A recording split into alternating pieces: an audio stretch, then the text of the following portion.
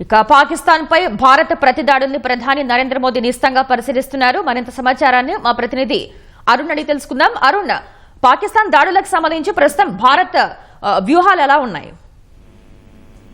ప్రస్తుతం భారత ప్రభుత్వం పూర్తి స్థాయిలో మొత్తం వ్యవహారాన్ని సమీక్షిస్తా ఉంది. గత రాత్రి జరిగినటువంటి వ్యవహారం తర్వాత గత రాత్రి పాకిస్తాన్ ఉగ్రమూకలు పాకిస్తాన్ వైపు నుంచి అంతర్మూకుడు దాడిగా డ్రోన్లు అదేవిధంగా ఇతరత్ర పేలుడు వ్యవస్థలతో జమ్మూ, ఉదంపూర్ అదేవిధంగా పఠాన్కోట్ ఈ మూడింటిని లక్ష్యంగా చేసుకుని చేసినటువంటి దాడి, ఆ తర్వాత జైసల్మేర్ వరకు కొనసాగించినటువంటి విధానము, వీటన్నిటితో పాటు భారత సైన్యం తిప్పికొట్టినటువంటి తీరు, ఎయిర్ డిఫెన్స్ వ్యవస్థలు, యాంటీ డ్రోన్ అదేవిధంగా యాంటీ మిసైల్ వ్యవస్థలను సమర్థంగా వినియోగించుకోవడంతో పాటుగా సాంబా సెక్టార్ లో గత రాత్రి మరొక కీలకమైనటువంటి పరిణామం చోటు చేసుకుంది. ఒకవైపు పాకిస్తాన్ పైకి దాడులు చేస్తున్నప్పటికీ మరోవైపు ఉగ్రముఖలను దేశంలోకి చొప్పించేటువంటి ప్రయత్నం చేసింది. ఈ చొరబాటును భద్రతా దళాలు, సరిహద్దు భద్రతా దళం సమర్థవంతంగా తీసుకొచ్చింది. సో ఈ నేపథ్యంలో అనుసరించాల్సినటువంటి వైఖరి ఒకవైపు పాకిస్తాన్ ని నిలువరిస్తూనే మరోవైపు పాకిస్తాన్ కు సంబంధించినటువంటి మూకలు భారతదేశంలోకి చొరబడకుండా ఇప్పటి వరకు ఎక్కడెక్కడైతే చొరబాటు ఆస్కారాలు ఉన్నాయో అక్కడ అన్ని చోట్ల మరింత పటిష్టమైనటువంటి కట్టుదిట్టమైనటువంటి భద్రతా ఏర్పాట్లు చేయటము, అదేవిధంగా సరిహద్దు ప్రాంతం మొత్తాన్ని మరొకసారి జల్లెడ పట్టే విధంగా ఎప్పటికప్పుడు నిశ్చితంగా చెక్ పోస్టులు మిగతా ప్రాంతాల్లో వాటన్నింటిని పర్యవేక్షించే విధంగా చర్యలు ముమ్మరంగా చేపట్టినట్టుగా తెలుస్తా ఉంది. ఇదే అంశం పైన ప్రస్తుతం రాజ్నాథ్ సింగ్ రక్షణ శాఖ కార్యాలయంలో Rajnath Singh chief of defence staff, త్రివిధ దళాధిపతులు, అదేవిధంగా రక్షణ శాఖకు సంబంధించినటువంటి ఉన్నతాధికారులు, వీటితో పాటుగా ఆర్మీ, నేవీ, త్రివిధ దళాలకు సంబంధించినటువంటి ముఖ్యమైన అధికారులందరితో సమీక్ష నిర్వహిస్తున్నారు.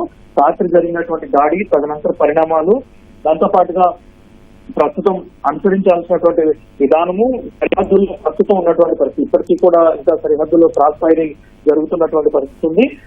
ఇప్పటి వరకు అంటే నిన్న ఉదయం వరకు జరిగినటువంటి పరిస్థితికి నిన్న ఉదయం తర్వాత పరిస్థితులు మారటము, పెద్ద ఆయుధాలు ఉపయోగించుకున్నటువంటి పరిస్థితి ఉంది. కాబట్టి దాంతో పాటుగా సరిహద్దుల్లో ఉన్నటువంటి సామాన్య ప్రజల్ని టార్గెట్ చేసుకుని పాకిస్తాన్ మూకలు దాడులు చేపడుతున్నాయని, గ్రామాల్లో సామాన్య ప్రజల నివాసాలను లక్ష్యంగా చేసుకుని బాంబులు అదేవిధంగా మోటార్ సెల్స్ తో దాడులు చేస్తున్నాయనేది బయటకు వచ్చింది. కాబట్టి అధికారికంగా ధృవీకరించారు. కాబట్టి ఆ నేపథ్యంలో తదుపరి చేపట్టాల్సినటువంటి చర్యలపైన కూడా ఇప్పుడు సమీక్షిస్తున్నారు. కొద్దిసేపు క్రితమే చండీగఢ్ ఎయిర్పోర్ట్ కి ఒక అలర్ట్ వచ్చింది.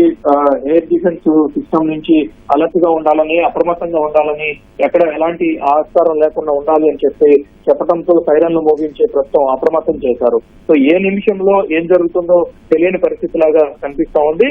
అమృత్సర్ నుంచి మొదలుకుంటే, అంటే ఒక రకంగా చెప్పాలంటే రాజస్థాన్ లోని జైసల్మేర్ ప్రాంతం నుంచి జమ్మూ వరకు పరిస్థితి అంతా పూర్తి ఉద్రిక్తంగా ఉంది. ఎప్పుడు పాకిస్తాన్ వైపు నుంచి ఎటువంటి ముప్పైనా ఉండొచ్చు అనేటువంటి నేపథ్యంలో అన్ని వ్యవస్థల్లో అప్రమత్తంగా ఉంచారు. S-14 యాంటీ డిఫెన్స్ మిసైల్ వ్యవస్థ, దాంతో పాటుగా L-70 వంటి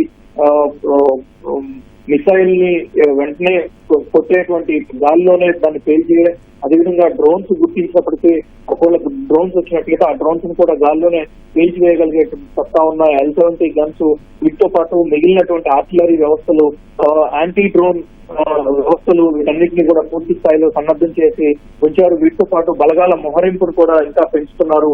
ప్రస్తుతం జమ్మూ అదేవిధంగా పఠాన్కోట్ ప్రాంతంలో మరింత ఉద్రిక్తంగా ఉన్నటువంటి నేపథ్యంతో పాటుగా రాజౌరి, పూంచ్, ఉరి వంటి సెక్టార్లలో భారీగా మోటార్ షెల్స్ ప్రయోగాలు జరుగుతున్నాయి. ఆర్టిలరీ ప్రయోగం జరుగుతున్నటువంటి నేపథ్యంలో మరింత అప్రమత్తంగా ఉండేందుకు, బలగాలను మరింత సమాయత్తం చేసేందుకు భారత ప్రభుత్వం సిద్ధమైంది. ఒకవైపు ఆర్మీ పరంగా చేపట్టాల్సినటువంటి చర్యలు చేపడుతూనే మరోవైపు ఎయిర్ ఫోర్స్ పరంగా కూడా అన్ని రకాల వ్యవస్థలను సిద్ధం చేసి ఉంచారు. ఏ నిమిషంలో ఏ అవసరం వచ్చినా వెంటనే వాటన్నిటిని ఎదుర్కొనే విధంగా ఎక్కడ ఎయిర్ బేస్లకు ఎలాంటి నష్టం లేకుండా మొత్తం వ్యవస్థలన్నింటినీ ఏవైనా అటాక్ జరగాల్సినటువంటి పరిస్థితి ఉంటే, అటాక్ జరిగే పరిస్థితి ఉంటే వాటిని ఎక్కడికక్కడే నిర్వీర్యం చేసే విధంగా అన్ని రకాల చర్యలు చేపడుతున్నారు. ఇంకొక వైపు అరేబియా సముద్రంలో నౌకా దళానికి సంబంధించినటువంటి సబ్మెరైన్లు, వీటితో పాటు యుద్ధ నౌకలు, నావీకి సంబంధించినటువంటి అనేక వ్యవస్థలను సిద్ధం చేసి పెట్టారు. సముద్రంలో కూడా రాడార్ వ్యవస్థను మరింత కట్టుదిట్టం చేశారు. ఎటువంటి మిస్టేక్ జరగకుండా భారత భూభాగం వైపు ఎలాంటి పేలుడు పదార్థాలు రాకుండా చర్యలు చేపడుతూ ఉన్నారు. ఒకవైపు రక్షణ మంత్రి రాజ్నాథ్ సింగ్ ఇప్పుడు జరుపుతున్నటువంటి సమీక్ష జరుపుతున్నారు. అనంతరం ప్రధానికి దీనికి సంబంధించినటువంటి అన్ని వివరాలు అందించి ఆ తదుపరి కార్యాచరణకు వెళ్ళడానికి సిద్ధమవుతున్నారు. ధన్యవాదాలు అరుణ్.